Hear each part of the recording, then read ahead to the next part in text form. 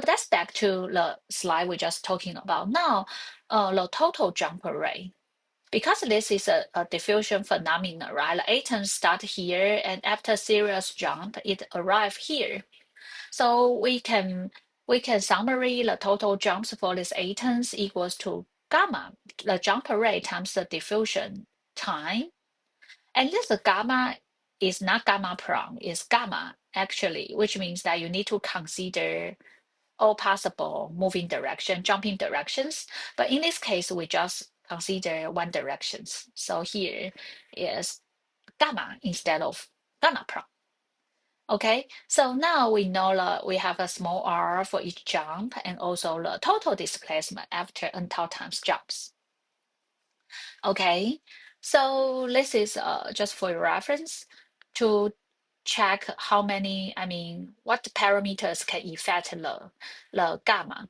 Because the jump rate, it turns out dominate whole everything, right?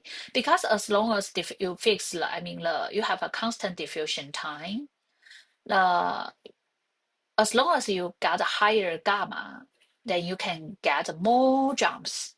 As long as each jumps can jump more, then I believe diffusion distance will get longer. So everything like turns out linked together. 所以在这里的话，大家就可以看到说，我们在这章主要是想要把原子的跳跃的行为跟你之前学的低扩散系数 link 在一起，所以我们就尝试用这个模型来告诉他说，哎，你看一下这个原子，它的确扩散了。那它扩散如果放大来看，它其实是经过了很多次的跳跃，然后最后抵达了这里。那就中间来看，它的位移是 capital R 这个向量。但它每一次跳的向量其实是小 r， 那它要总共跳几次，就会跟伽马有关。那伽马其实谁可以调控伽马？有哦，材料的这个键结的强度、种类，然后跟原子的质量，然后还有它的 activation energy 跟环境温度都有关。那每一个小 r 在晶格里面的话，每次的跳跃其实就跟晶体的结构有关系，跟 lattice constant 事实上是有相关的。就看它是怎么跳，它是从lattice point 跳到 lattice point，或者是 substitutional interstitial side 跳到 interstitial side。所以，但不管如何，一定是跟 lattice constant 有关。Okay, so it turns out you have some idea about the diffusion phenomena and the atomic jumping process. But in the case if the diffusion we observe is the random walk process, the energy we have just thermal energy. So before diffusions happen, we can see the diffusing atoms accumulate or at the center. When diffusions happen, you can see the atoms jumps after several jumps they arrive here. When diffusion, as time increase, you can see the diffusions really happens, right? Because it was here, and after time tau, the atoms arrive here. So diffusion really happens. But now the most important part is, are there any indicators, suitable indicators can interpret this diffusion phenomena? Some people probably will say that, Professor, how about use the vector of displacement, capital R, the vector of capital R after n-tau times jump, which means that you just mention each jump, the vectors for each jumps together. And how about this? But if it's random walk and after long time and you do have lots of atoms here, all the capital R, you sum all the vectors of capital R together, you will get the zero. So it turns out the vector of capital R is not a good indicator. Because you do visualize diffusions happens, but when you try to summarize or added all the vector capital R together, due to you have more atoms and the vectors probably will have a randomly directions. After you sum them together, that equals to zero. So it turns out the vector of capital R is not a good indicator to interpret the diffusion phenomenon. So now we are trying to we try to looking for a good indicator which can interpret these diffusions. So it turns out average displacement is not a good idea. How about because why is not a good idea, a good indicator? Because it is vector. But the other in your textbook, like they say, how about mean square displacement? What is the mean square displacement? You dot the two vector capital R together, then you will get a scalar, not the not is a scalar, not a vectors anymore. So when you have a scalar, so let's try to um, check whether mean square displacement can well describe the diffusion phenomenon or not. So let's use the capital R vector capital R dot with itself. So um, so you can dot, right? So this actually you can rewritten, you use a list dot list. So you will get R1 dot R1, R2 dot R2, and so on. So you will summation Ri dot Ri, I starting from 1 to n tau, because n tau times jump. And the rest of terms you have R1 dot R2, and also you have R2 dot R1. So you got the 2 R1 dot R2. So we got the 2 Ri dot Rj, and I equals to 1. So if the j equals to 0, so you got if j equals to 1, so you got R1 got R2, and you got 2 times R1 got R2, and you also have 2 times R1 dot R3, the same idea. So you after arrangement there, you can rewritten like this. It turns out it is a positive term. So this can be rewritten as here. So they give some idea because each atoms have less kind of mean square displacement. So we need to average everything for large amount or large numbers of atoms here. So we take the average for this one. So we take the average for this one. So let's try to take the average for this one. So take the average for this one. It doesn't matter. It's okay, right? And for this Ri dot Ri. I dot I you can rewritten as I square, and you I starting from 1 to n tau, then you take the average for this term, so you divide it by n tau. So so so you can rewritten as n tau times r square. You take the average for the r square, small r square. So you got the n tau small r square to represent this term, which is this term. And the second term, we just take the average for this one. And with let's start this, you can write down the value for A times B and the cosine theta between these two factors. So let's check whether this results make sense. The the mean square displacement equals to n tau. N tau is the total jump numbers times the mean square each jump distance. This is each distance related with crystal structures, lattice constants. And you have the 2 times the extra average term with the cosine. So we believe you sum all these vectors together, cosine together, this term should be equals to 0 or close to 0. So let's check this again, okay? If the lattice constant small r is small, is each jump distance is large, then capital R, the mean square displacement will be larger. If you jump more, I mean the jumping numbers or more, then the mean square displacement will get larger as well. 它看起来就是目前看起来就是这个 mean square displacement，它看起来就是跟我们的认知是很一样的，也就是说，你每一次跳的如果每次跳距离如果增加，那大就会增加。那如果你多跳几次，那大也会增加。那感觉这跟扩散实际上有点关联，但不是这么的确定它是不是适合拿来描述扩散这件事。但目前初步看起来好像是合理的，至少没有像刚刚的这个 capital R 就是 average displacement 这样，就是它会是零，没有办法描述扩散这件事。但后来接下来我们是要花一些时间来证明说，这个 mean square displacement 真的跟 d diffusivity have some kind of relationship. Because we want to find a relationship between the jumping process, atomic jumping process with d, right?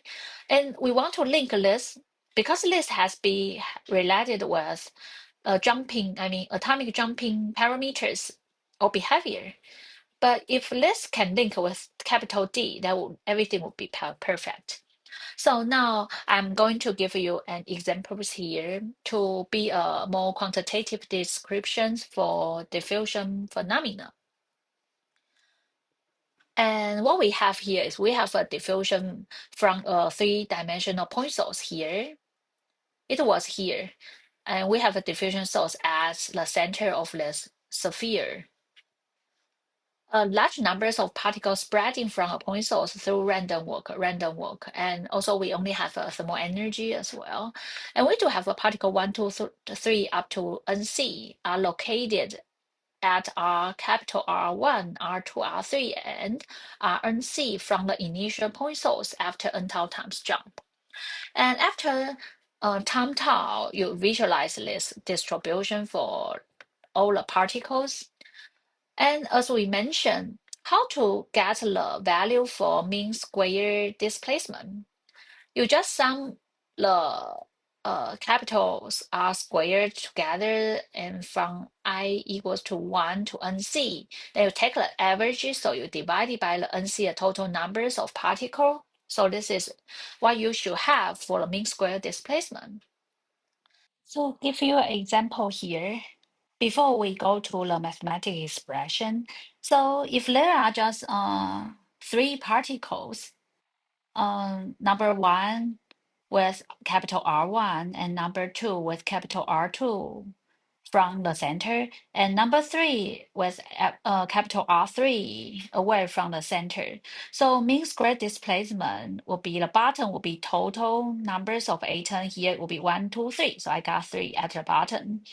And the upper portion is you just mentioned the capital R square for each atoms, right? So for R1 is R1 square, and R2 will be R2 square plus R2 square and plus R3. So I got the R3 square. So this is the mean square displacement. But here, if now I have, for example, like sorry, this is also I have number 4. But the distance is also R2. So I need to modify the mean square displacement. So I got the 4 particles in total.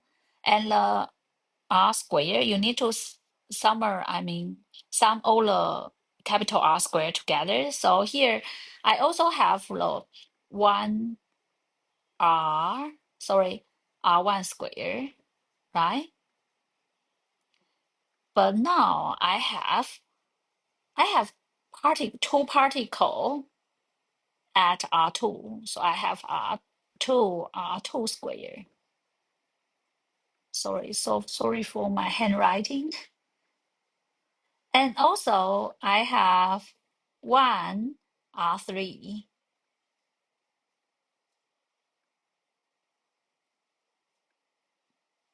Okay. So this is so you got 4 particles in total, right? So this is quite important because at the bottom will be the total numbers of particle you have, and at the top, you need to know at a specific what capital R how many particles you have. So I will call this R squared with is a value, but the numbers of particle will call the weighting. Okay. So in order to know the total numbers of particles inside this sphere, so you can get the summation integral operator here. We get the concentration distribution for these particles and times the 4 pi r squared dr and r from 0 to infinity. Then you can collect or integral all the particles within this space. So use the concentration distribution times the 4r squared, 4 pi r squared dr. So you got the total numbers of particles. And 4 pi r squared dr actually you can consider as a sphere share of the radius r. 所以这个其实就是你当初在知道这整空间里面有多少 particle 的时候，其实就是用浓度这个 particle 的浓度分布去乘上球壳。4 pi r 平方是那个球壳的面，然后 r 的话是呃从零的这个部分，然后是慢慢的 r 就会慢慢增加，所以你积了每一个不同的 r，然后 r 随着 r 增加，从零到无限大，你就可以把所有的particle 的 number 都收集起来，就要知道总共有几颗。And at the top, we want to know the r squared and summation 1 to nc, right? So this is r squared. So we put the weighting is r squared.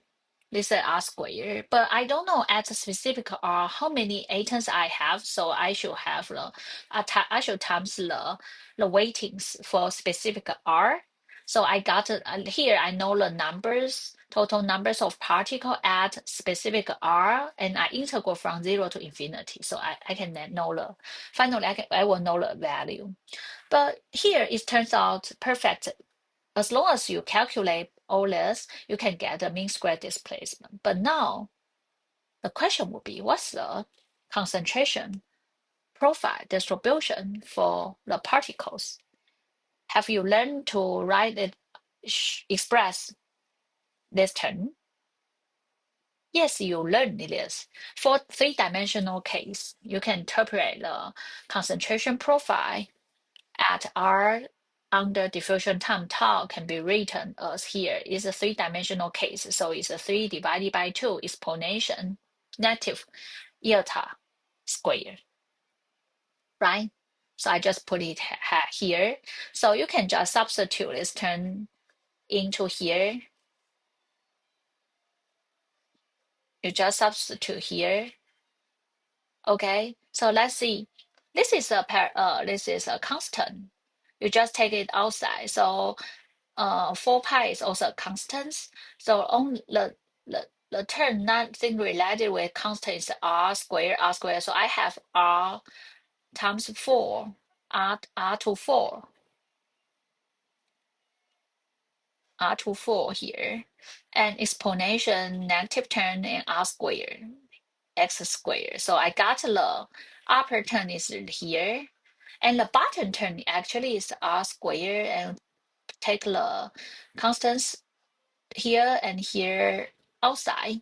So we got r squared exponential to r squared, x squared. So this term is at the bottom. So this is bottom, this is upper. So you divided them together. Finally, you use this divided by this. You will get 60 tau. So we successfully to link the mean square displacement with diffusivity, which we are more interested in. So we successfully to do this. So it turns out because we want to link the atomic behave moving jumping process with the diffusivity, right? But here we get the uh, we got the relationship between the mean square displacement with the diffusivity. But this is not directly linked with the atomic jumping process, the small r, right? And gamma. So we need to find a way out. So let's the other uh, mm, way to try to link this with the atomic jumping process. Then that can allow us to link the diffusivity with the atomic jumping process. 所以接下来我们这边就已经成功的从这边。我们借由 mean square displacement 这个运作，然后再接着它是一个3D 的 diffusion，呃，diffusion 的 plus 的 diffusion 的 case，所以我们把它换掉完之后，我们就可以成功的找到mean square displacement 跟 d 有关系。但我们这个目标其实是希望不是只有 capital R，对不对？因为 capital R 其实是什么？大家回去看 capital R 是这个，就是起点跟终点的。那我们更希望它跟这个每次的小跳动的 atomic jumping process，或者是跟伽马有关，每秒跳几次。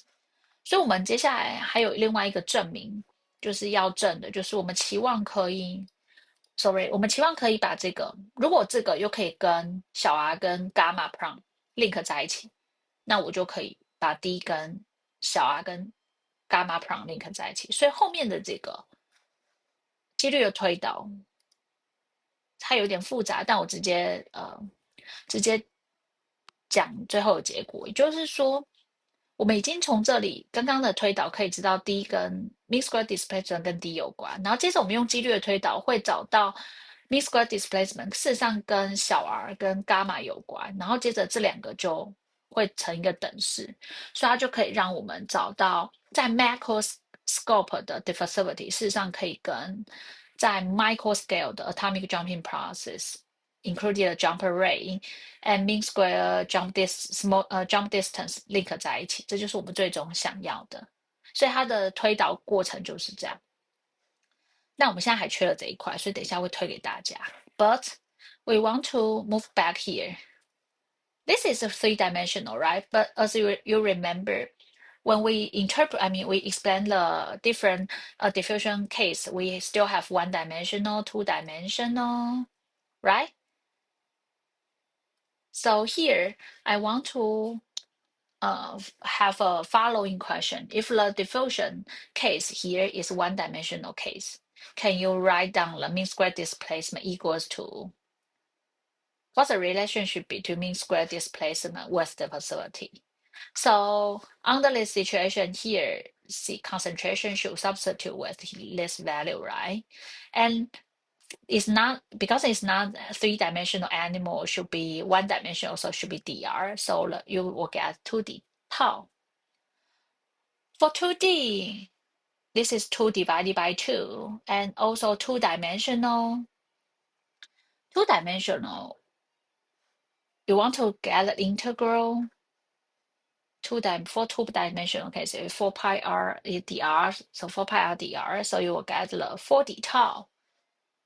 So you can, I hope you can practice this, but it's easy to remember. 1d, 2d tau, 2d, 4d tau, 3d, 6d tau, so 2, 4, 6. But I hope you can practice this, how to derive these results by yourself. Then that will be, easy to remember and helpful for your following practice. Okay.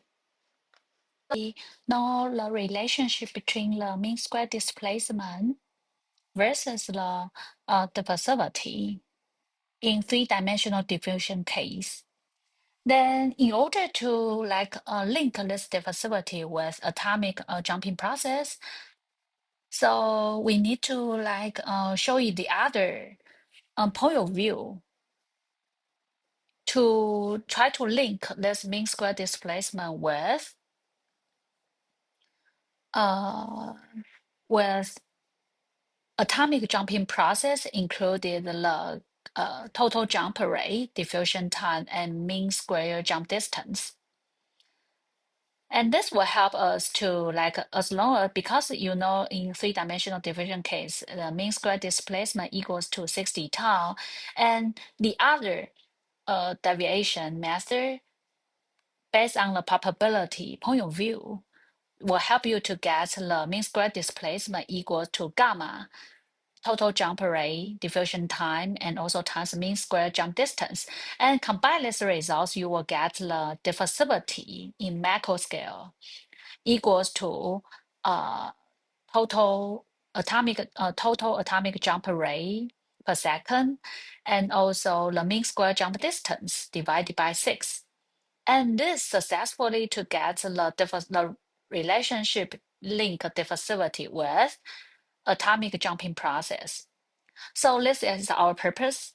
But as we mentioned, you already successfully to sorry you you already successfully to get the first part.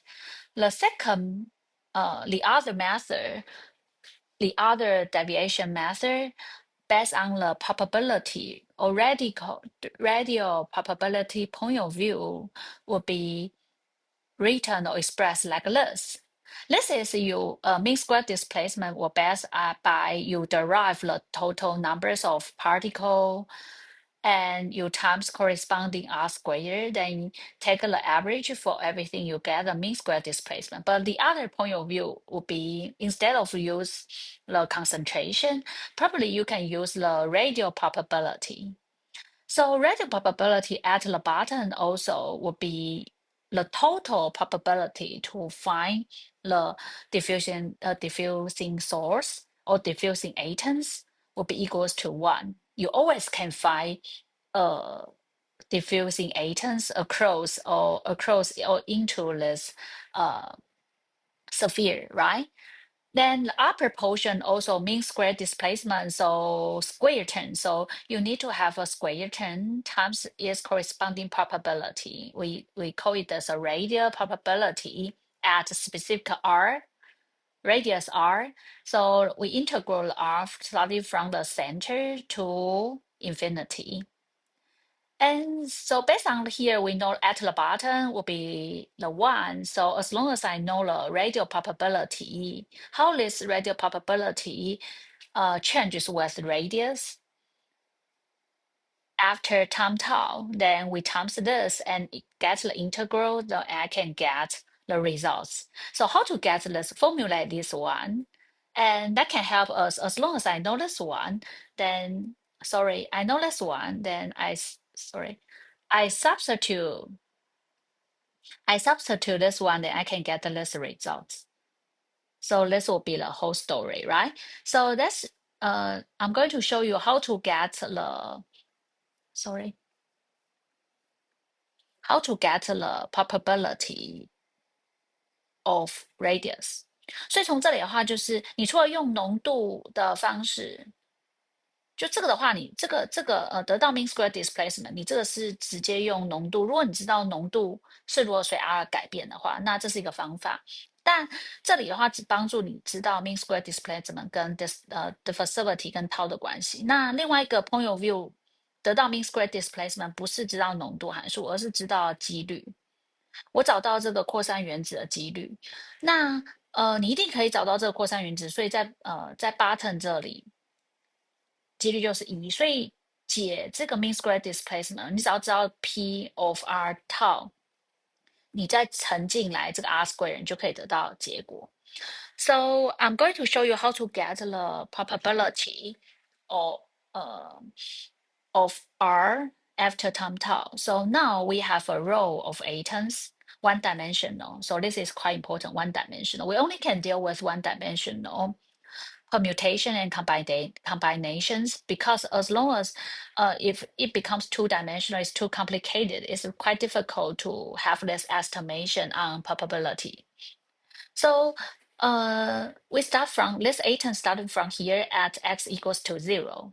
And to these atoms, if you were these atoms, you have only two chances, either make a forward jump or make a backward jump. So the probability for make a forward jump, we call a PR, and make a backward jump, we call a PL. And as you know, it only has two choice, either forward or backward. So PR plus PL equals to 1. And because we start here, right? So my question is, after time tau, this atom moves to x equals to n. It's 1, 2, 3, blah, blah, blah, to n. Okay, so the total jumps n tau after diffusion time tau, the atom makes for sure make like nr times forward jumps and nl times backward jumps. So we got this is total. So either make a forward or backward jumps. So n tau will be equals to, sorry, nr plus nl equals to n tau. And because it start here and arrive or ended here, so nr minus nl will be equals to n. And n is, you have positive n, which means forward jumps, and negative n means backward jumps, okay?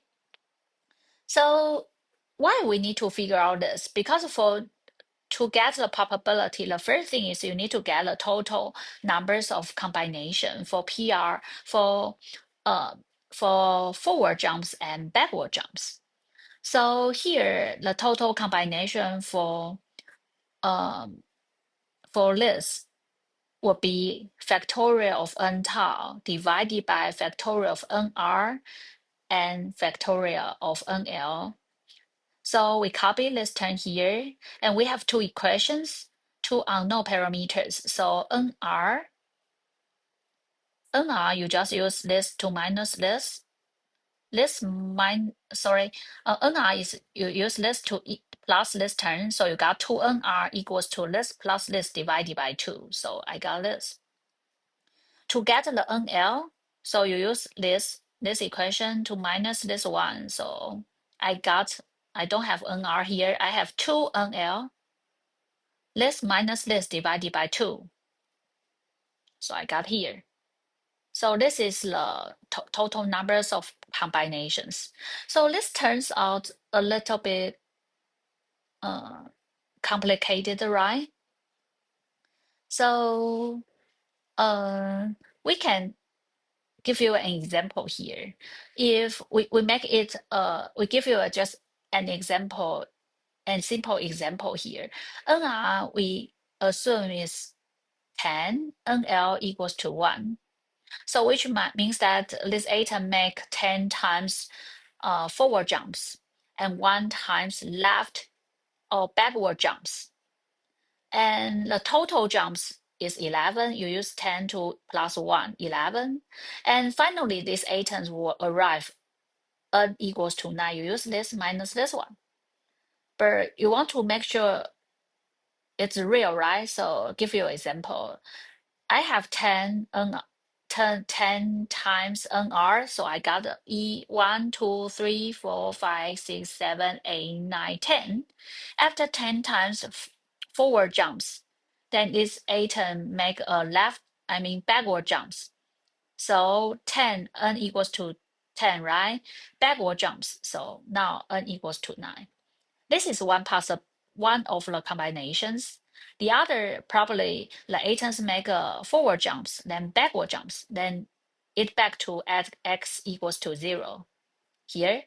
And the following will be 1, 2, 3, 4, 5, 6, 7, 8, 9. So x equals to n equals to 9. So this is the other one of the combination possibility.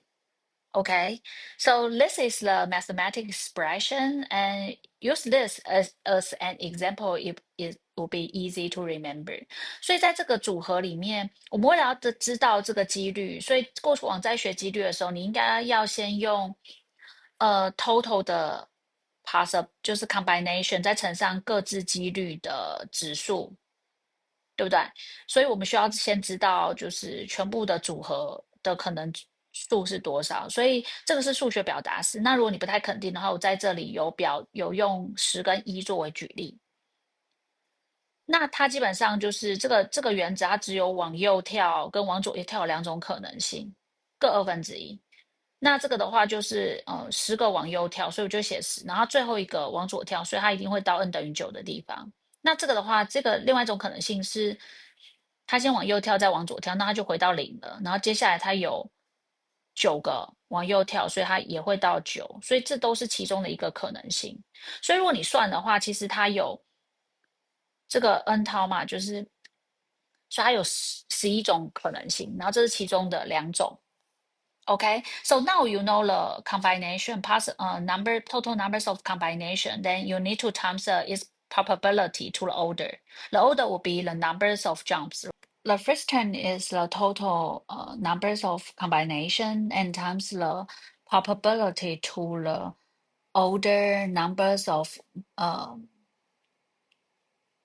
forward jumps and the probability for backward jumps and to the orders of numbers of backward jumps.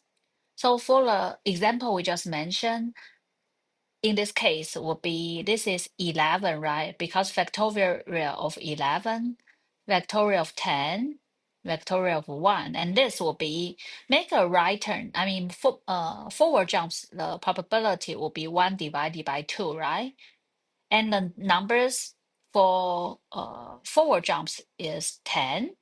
And this is backward probability is 1 divided by 2. And for the numbers of backward jump is 1. So this is the probability for the example we just mentioned. 所以在这里的话，如果你用刚刚那个例子的话，sorry，omega 会是11嘛，对不对？然后这边的几率的话是1/2，然后往右跳会是10次，然后这边会是1/2，往左跳1次，所以这是全部的 probability。那这个是比较数学的表达方式，看起来比较复杂，但你可以用我刚刚举的例子来帮助自己记忆。Okay, so it turns out, yes, now you successfully to get the probability. But here is of n and n tau, right? But this is not you are interested in, right? Because you want to have the not instead of n you hope we have can relate with r or tau, right? So in order to simplify this complicated one, so we can grab the results from your lecture note. We log all the equations, then we will get the a constant minus the extra term. So probability here can also be written or expressed as exponential to negative n squared divided by 2n tau. But as I mentioned, I'm not interested in n, right? So I'm going to replace, I substitute the n and also n tau because total jumps is not make sense. I mean, it's not directly related with atomic jumping process, not directly. Okay, and n as well, right? N is the you need to count how many jumps. It's quite weird. So instead of use n, small n and n tau, we want to substitute them. So I'm going to play a trick here. Capital R, I prefer use a capital R, right? Here I'm interested in capital R. It's a displacement total displacement for the atoms after diffusion, right? So we got the capital R equals to mean square jump distance. Take the square root of here, then we times n. So this is the average displacement in one dimensional. So you use the like average term and take the square root of it back to R, and you times the average R, then you times the N. So become the capital R will be more representative to capital R. So the concept here is just have an average jump distance. So I'm substitute because I have the n square, So I square this term, so I got the r squared divided by mean square jump distance here. And instead of n tau, I prefer use the gamma tau. So now I have the probability proportion with this exponential term in terms of small r, gamma, and tau, and capital R. This is all related with atomic jumping process. This is a displacement. This is jump distance. Each jump distance, gamma, we tolerance, and diffusion time. So now it's proportion with. So I still need the one boundary condition to get the constant here. So by applying the normalization conditions, because this is a probability, so I integral along from negative infinity to infinity, this probability should be equals to 1. So you use this, so you can get the constant here. After calculation, you got the constant here. So now we successfully to get the probability in terms of capital R displacement and n tau. So I just substitute. I know this value, so I substitute here. And after serious calculations, but how to calculate? This is because I integral along the R, capital R, right? This is nothing with the capital R. And this is R squared exponential negative R squared. So I'm going to use this equation.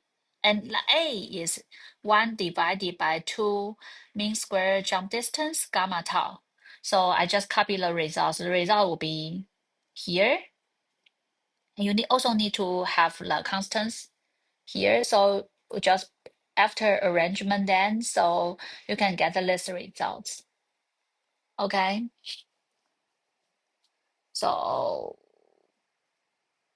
so now you got successfully to get the mean square displacement link with atomic jumping process, including the gamma total jump rate, diffusion time, and mean square jump distance. And this, so combine these results, I will get the diffusivity equals to total atomic jump rate, mean square jump distance. And so now you know that the diffusivity you measure in the macro scale changes with atomic jumping process regarding to the total atomic jump rate. This gamma actually link with beta bond strength, bond how many chemical bonds you have, bond strength, for example, like hydrogen bond, covalent bond, or ionic bond, and also related with reduced mass, which is the atoms we are talking about, and also the activation energy barrier. Everything actually we explain here. Okay, this is gamma prime. And this is gamma, so it's a total jump array. So you need to also need to consider this will be equals to possible jumping directions times gamma prime. And this is mean square jump distance, which is related with crystal structure and also atomic diffusion mechanism. Why? Because each your jump distance related with is from one lattice point jump to the other lattice point, or interstitial side jump to the other interstitial side. So will be depending on different atomic diffusion mechanism and also crystal structure. 所以这里的话，我们最后就成功的透过你推导的这个几率，然后做一些简单数学的置换完之后，你就成功的把 D 跟这个 atomic jumping process link 在一起。所以现在只要你可以，你知道材料的晶体结构、扩散的机制，然后甚至它的 jumper rate，那记得这是 total jumper rate，so equals to z，就是可以跳的方向乘上单一方向 gamma prime 的 jumper rate。那你就可以估算你这个材料的 diffusivity。所以从第三章 before lecture three，the question always directly give you the diffusivity, but after lecture three, you need to, as long as you have like a correlated information regarding to which material properties you have, which diffusion mechanism material you have, and crystal structure, you can estimate the diffusivity by yourself. Okay, so I'm going to give you a quick summary here. Diffusion actually is a result of serious atomic jumps.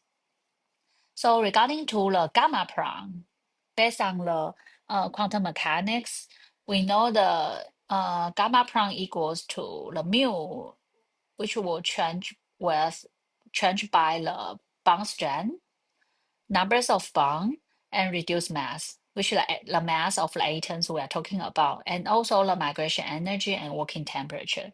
So if you want to increase the jump rate in the specific direction, either you increase the beta, reduce the mass, reduce the migration energy, or increase the working temperature.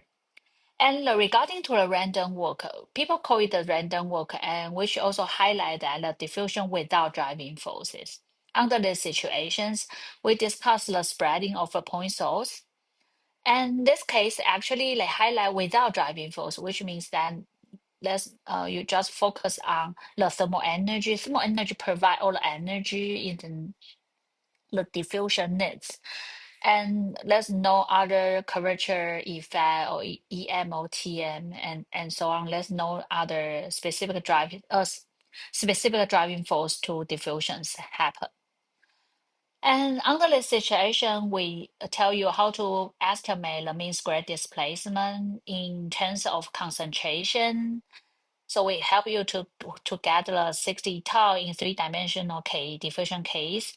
And based from the radial probability point of view, you also get the mean square displacement equals to gamma tau mean square jump distance. Combine them together, we get the diffusivity in terms of gamma small r and so on. So now we know that the diffusivity is highly directly linked with the total jump frequency and also the mean square jump distance. But this is limited for random walk. But also you know that in some cases, not every diffusions belongs to random walk. How about if the diffusion with correlated jumps? Correlated jump, which means random walk, belongs to non-correlated jumps. So what's the correlated jumps means? This means that this jumps is related with prior or previous jumps. For random walk or non-correlated jump, which means that next jump is nothing related with previous jumps. So for the case diffusion with correlated jumps, for example, probably you curious about what's the example here. For random walk can be considered as the in if your atom moves through interstitials or random walk, just random. So it's like a non-correlated jumps. Interstitials, because the atoms always moves, like to stay in interstitials and jump to the other interstitials. So it's like non-correlated jumps. But for correlated jumps, typical one can be vacancy mediated one, diffusion mechanism, which means that you need a vacancy nearby a diffusing atoms that can that this diffusing atom can make a successful jump. So this is actually some kind of correlated jumps. Everything correlated, then you can make a successful jump. So now we need to this equation just only work for random walk. In order to explore or make this equation can be used for any types of atomic jumping process, we need to introduce a multiplication term. We call a correlation factor, F. So correlation factor is defined as, this is we derived in prior slide in where? Here. We get this results, right? So I copy that. If it's random walk, this is non-zero term. And also, if it is a random walk, use summation or summarize the cosine term, you will get a zero term. But now it's correlated jumps, which means that this will be non-zero term. So in this case, this is non-zero term. So your textbook tell you that they define correlation factor is you use a mean square displacement divided by n tau mean square jump distance. You divided this term. So so F equals to this divided by this. So by the way, mean square jump distance be modified as n tau mean square jump distance times F. So I have F to modify the mean square jump distance. Compared to the one you just get n tau mean square displacement. So I have extra F term. This is a modified term. Okay, so if I divided n tau mean square jump distance, I divide this for each item. So I got a 1 here, and this 10 divided by this. Just copy here. So as long as it's random walk, the cosine term becomes to 0. So I got f equals to 1. So as I mentioned, random walk f equals to 1. But if none is a correlated jumps, this not equals to 0. So you have extra value. The f not equals to 0. So I provide two extreme case, even though they are not real exist in our material systems. But I just give you some ideas and help you can have more learn about the correlation factor F. If this jump and next jump are identical, which means the atoms always make a right-handed jump. Here jump, make a right-handed jump. So at this moment, theta equals to 0. So mean square displacement equals to n tau times small r dot together. So I got n tau square, mean square jump distance. So compare with here, this with this, f equals to n tau. So f equals to n tau. But on the other hand, if this jump and next jump are opposite direction, make a right hand jump and go back and forth. So this atoms, the mean square jump distance equals to 0. So f equals to 0. This equals to 0. Okay, this is so give you some ideas about f. If non-correlated jumps are random, work f equals to 1. Otherwise, f should be in between 0 to n tau. Okay. So this is just for your reference to help you can have more idea about the correlation factor. 所以在这里的话，F 如果是这次的跳跃，原子这次的跳跃跟前面几次跳跃是无关的，他们都是乱跳的话，那 F 就会是1。那否则的话，它就会介在0跟 n 涛之间，好不好？那so let's try to modify the differentiability we just derived in this slide, in slide page 14. Because we're ending the concept for f, so we ended the f10 here. So this equals to this. So the differentiability will be, so I substitute n tau as a gamma tau, and gamma should be written as a z gamma prime. So now this is a differentiability equals to gamma, mean square jump distance, and we have extra term f here. And one thing I want to remind you, the z is a possible jump directions times gamma prime. This is a jump rate along the specific direction. So z is a possible jump directions, and we add the f here. So compared to prior one, the only difference is f. The rest of part are the same, right? Z gamma prime equals to gamma. OK，在这里的话，其实只是加了一个 f 这个修正项。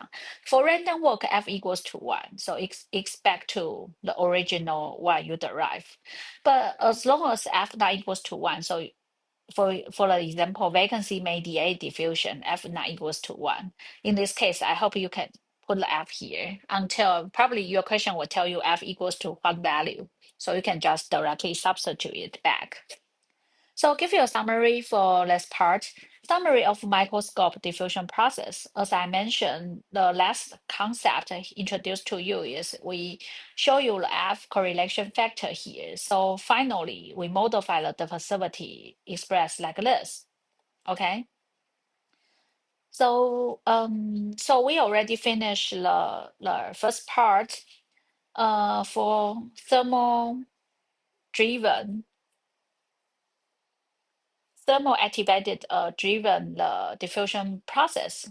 We already successfully link the diffusivity with the atomic jumping process, and the results show here.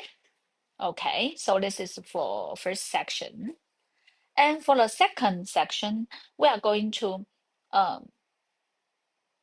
introduce different atomic diffusion mechanism and in different crystal structures and show you how to get the diffusivity in these cases. And this part will focus on the metal. And the second part, we will move to ionic solid materials to help you estimate what's the diffusivity would be. What's the diffusivity? Okay.